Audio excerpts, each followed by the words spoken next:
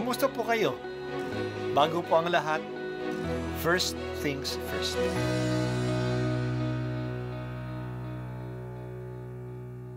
Good morning po. Sinisimulan po natin ngayon ang first things first. At dito po, tinatalakay natin sa unang bahagi ng umaga natin ay ang first readings na binabasa po sa banal na misa.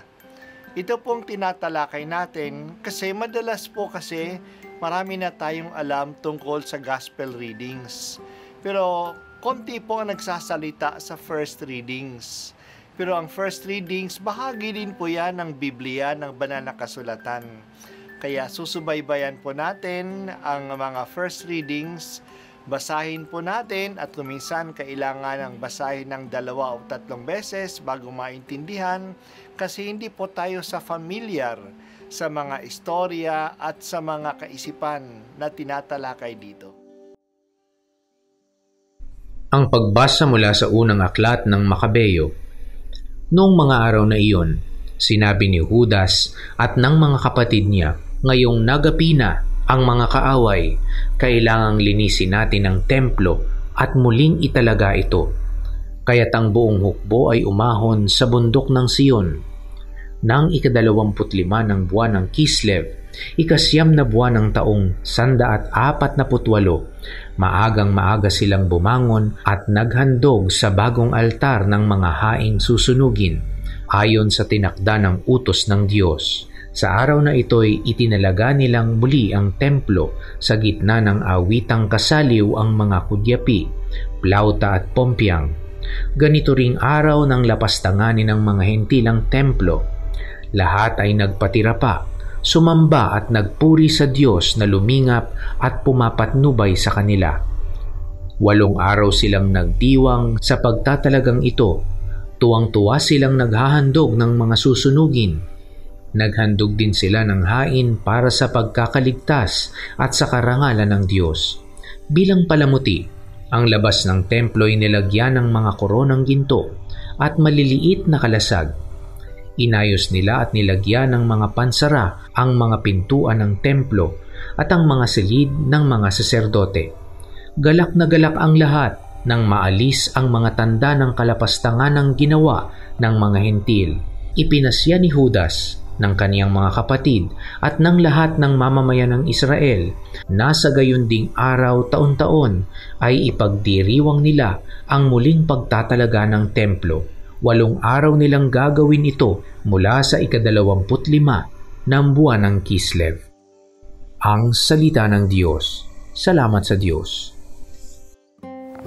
Kakaunti lang ang mga Hudyo sa ilalim ni Judas Makabeyo na lumalaban sa mga Grego.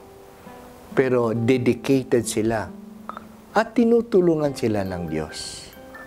Kaya dahan-dahan natalo nila ang mga Griego. Dumami ang mga Hudyo na sumali sa kanila. Pagkaraan ng 4 na taon, napatalsik nila ang mga Griego sa lungsod ng Jerusalem. Tandaan natin na nilapastanganan ng mga Griego ang templo sa Jerusalem. Inilagay nila ang Diyos-Diyosa nila sa altar ng templo mismo. Ito ang kalapastanganan na walang kapantay.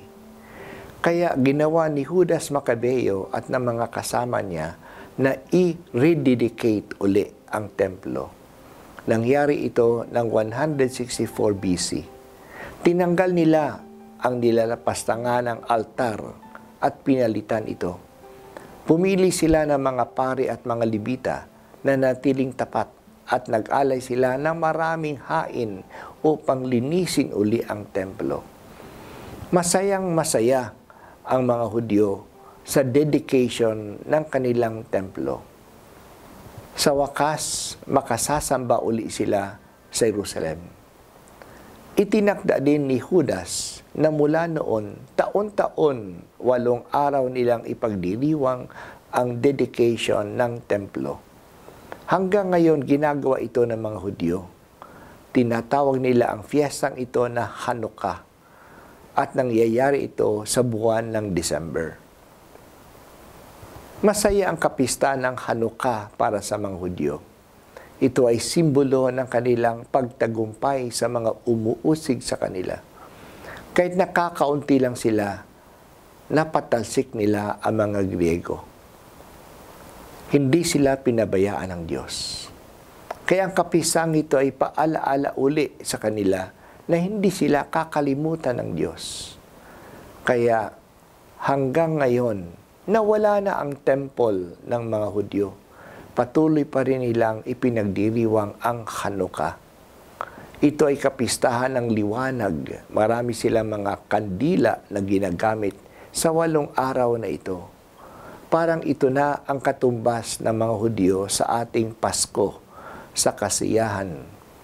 Kasi malapit itong ipinagdiriwang sa ating Christian Christmas. Magkalapit ang Hanukkah sa ating Christian Christmas sa buwan ng December. Purihin natin ang Diyos. Hindi niya pinababayaan ang nananalig sa Kanya at ang mga nakikibaka para sa Kanyang pangalan. Po ang unang pagbasa at ako po ay si Bishop Broderick Pabilio dito sa First Things First.